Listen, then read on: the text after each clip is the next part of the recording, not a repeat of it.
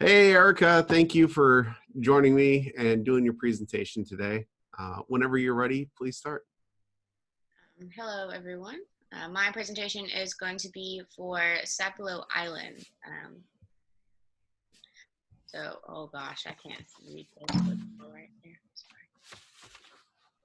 So Sapelo Island is one of the Sea Islands, barrier islands located off the coast of Georgia. It's about 38 miles from the College of Coastal Georgia. That includes the ferry ride, so it's really close to us. And it's about 16,500 acres, and it's currently owned and managed by the state of Georgia. And there are actually only 115 people that are currently living on the island, so it's very small community. Not gonna work. There you go. So a little bit of background history. This map was actually sketched years and years ago. I want to say it's from the 1800s, I believe, the map on your right. And the human history actually dates back to 4,500 years. Sapelo is actually, the name is Indian in origin, and archaeological investigations actually on the island have determined that there was once Native American presence. Through the colonial period and the colonization of Georgia in 1733, the island was seized in 1757 from the Native Americans by the Royal Colony, and that also included the sister islands, Hosp and St. Catharines.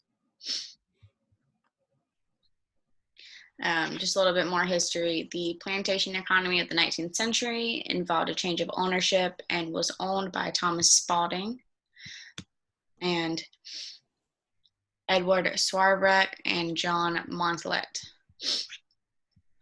The African American settlements have been home to the community that still lives there today since after the Civil War ended in 1865. Those African American settlements were originally slaves owned by the three owners from the plantation economy. The first African Baptist church is there, and it was established in 1866. And in 1912, Howard Coffin purchased the entire island minus the black communities for only $150,000, which is crazy. During the Depression in 1934, Sapelo was sold to North Carolina tobacco heir Richard J. Reynolds Jr. He established the Sapelo Island Research Reserve and provided facilities and support for the University of Georgia Marine Institute in 1954. So both of those, the Research Institute and the Marine Institute, are still standing and alive today. His widow, Anna Marie Schmidt Reynolds, sold Sapelo to the state of Georgia in two separate transactions in 1969 and 1976.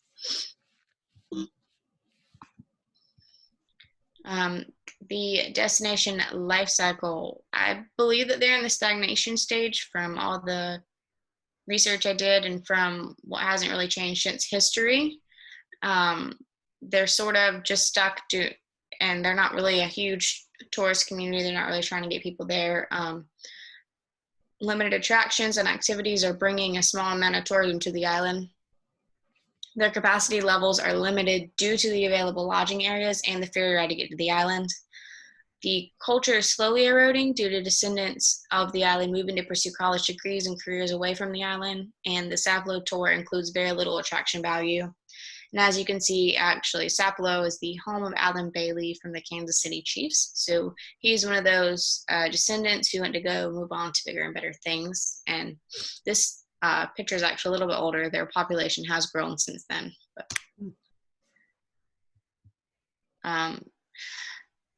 Stunted growth. This picture actually on the right is the inside of the mansion, the Reynolds Mansion. And that's actually a pool underneath that's been covered. And ever since this picture, they've actually repainted it, and it doesn't look as minty and blue anymore. But Hog Hammock is the first stop on the tour. They actually have a tour of the island. It's not a very long tour. Hog Hammock is the first stop, and it's the only remaining community on the island. The Reynolds Mansion, the lighthouse, and the pretty much always empty 7-mile long beach are the other areas visited during the tour. Electricity wasn't available on the island until 1967.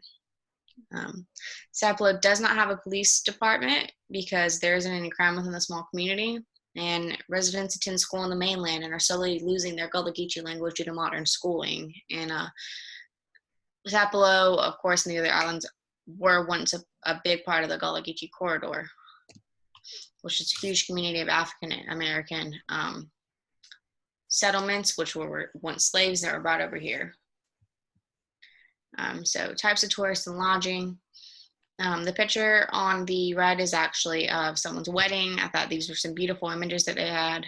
And it's a beautiful place for a small wedding. But people, like couples that are seeking an intimate experience, the Reynolds Mansion can actually hold up to 25 people.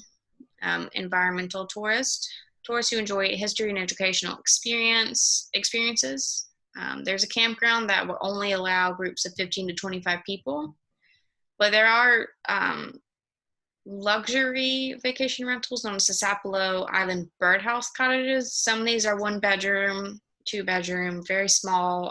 There's one cabin on the island that I think has 3 bedrooms that you can rent. And I wouldn't necessarily call them luxury if you were comparing them to somewhere else, such as maybe Sea Island, for example. There's definitely a big difference in luxury. These are small houses, or so a couple of them are actually cabins or huts that they're housing people in. So it's not necessarily a luxury. It may be for the people of the island, though. The island offers many outdoor activities such as biking, birding, hiking, paddling, swimming, tennis tours, and fishing, and some seasonal hunting. And they also do plan programs for overnight guests. So the Sapelo Island Cultural and Revitalization Society has worked with a group from Clemson University to grow and harvest purple ribbon sugarcane, which was a crop that used to be raised by Spaldings, one of the original owners' slaves. The hope is that it will become an income-generating operation, which will help stabilize the community. And from additional research, I found that 5 years into the project, the purple ribbon sugarcane is growing once again on Sapelo Island, and they actually have a larger quantity that is being grown at Dixon's, Georgia, Coastal Gourmet Farms, which is actually here in the state. That was something to revitalize their culture, bring people back to the island, and share information about what they're doing out in Sapelo. Here's just a few pictures from their culture and what you can actually experience during certain times of the year when you visit. So the top left is going to be West African and Sapelo Island tradition of making and using fishing nets. So they actually make everything. They don't get to go buy it. Just like with the baskets you have on the right, Yvonne Jacob Grosvenor, she's one of the oldest living residents in Sapelo.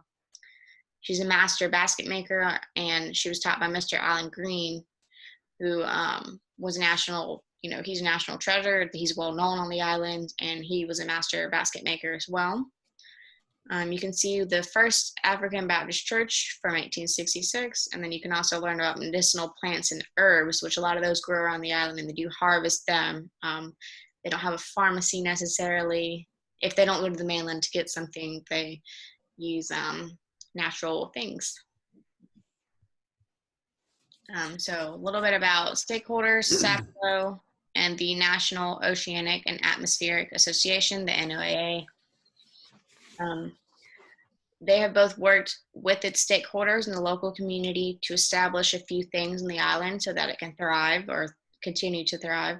They're improving the administrative process and interactions between the Georgia Department of Natural Resources and the Sapelo Island Research Reserve to increase cohesion and communication efforts between the two.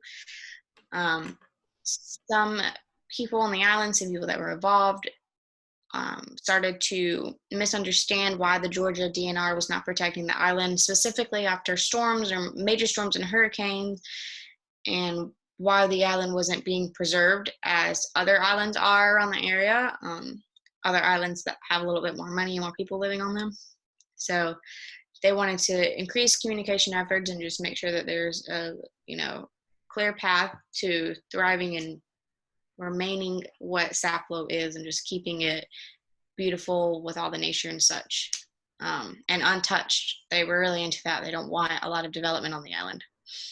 The Research Reserve has also improved their education experiences for the island and heightened their education programs. And the Friends of Sapelo nonprofit volunteer organization has actually contributed $63,000 in the fiscal year of 2018. A couple recommendations from the NOAA in addition to that study. They include many encouraging options to improve the validity of the island and enhancing its resources in a respectful way that is also in accordance with the Georgia Department of Natural Resources. A site visit that was conducted by the NOAA for Sapelo evaluated that there was necessary action that needed to be addressed immediately with its stakeholders. This picture on the top left is actually a drawing of some of the old slave homes and houses, and that's a little barn there, as you can see. A few more recommendations from the NOAA is there were some outreach goals for what they wanted to improve on the island. Research and training with local governments officials to increase community resilience to coastal hazards. That includes, the island eroding, losing the beaches, the dunes and such like that. Emphasizing outreach to peer organizations and Sapelo communities to broaden the scope of reserve efforts. Continuing to message reserve activities and accomplishments to the NOAA and GDNR to ensure relevance and continued funding. Stakeholders felt very strongly about addressing climate change and what climate change impacts, such as sea levels rising, extreme weather events, and increasing frequency of storms. The entire study is quite interesting and it's a very good read. The stakeholders' perspective focused on retaining the island and understanding how to be resilient with the environmental changes. The goal of the study is to implement sustainable goals to protect the island in all its beauty. So I'm going to move on to the carbon footprint. So mine's a little sad. If everyone lived like me, we would need 4.6 Earths. Way to go, Erica. I know. I chose footprintcalculator.org for mine. And I chose it because it allows you to add additional details of how you live your life and how to explore solutions to change your ways, which I've been working on.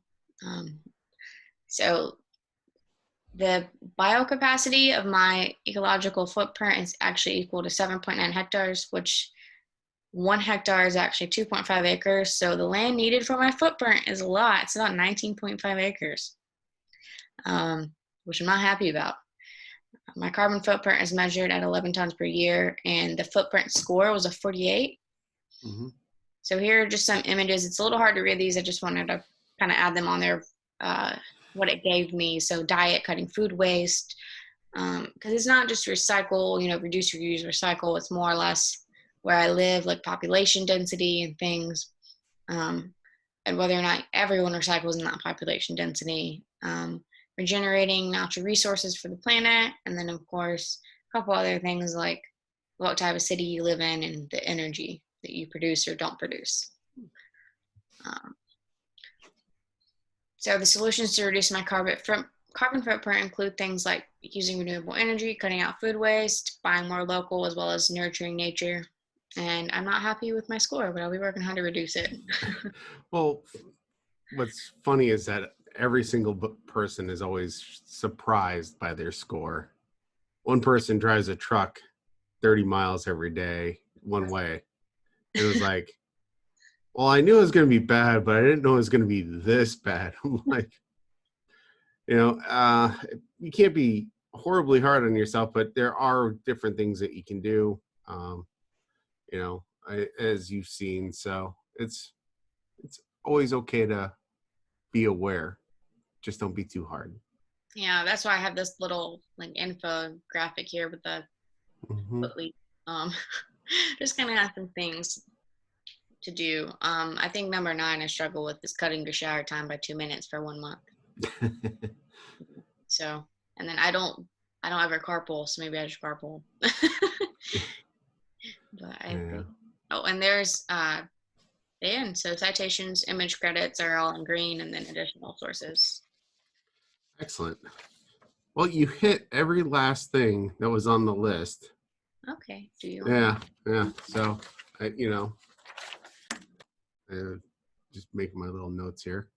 If you have questions, I will happily answer them. Well, yeah. Sapelo. So that's just pretty much. They're not necessarily indigenous, but that's the same group of people since when the slaves were moved Yeah. there? Oh, wait, maybe well, let me go back.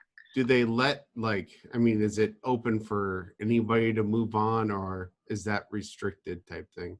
They have homes that are one home actually I found for sale within the last like 6 years that was $600,000. Yeah. This Yeah. house was not very nice. It was small. Um, So they're pricing it out of most people's ranges. yes, and so they don't allow any development to the island, so that's a huge thing. Um, the population, like I said, is 115, up from 70 whenever this sign was hung. Yeah. Um, and so it's just kind of, it's very protected. I went there when I was, I want to say 16 years old, Mm-hmm.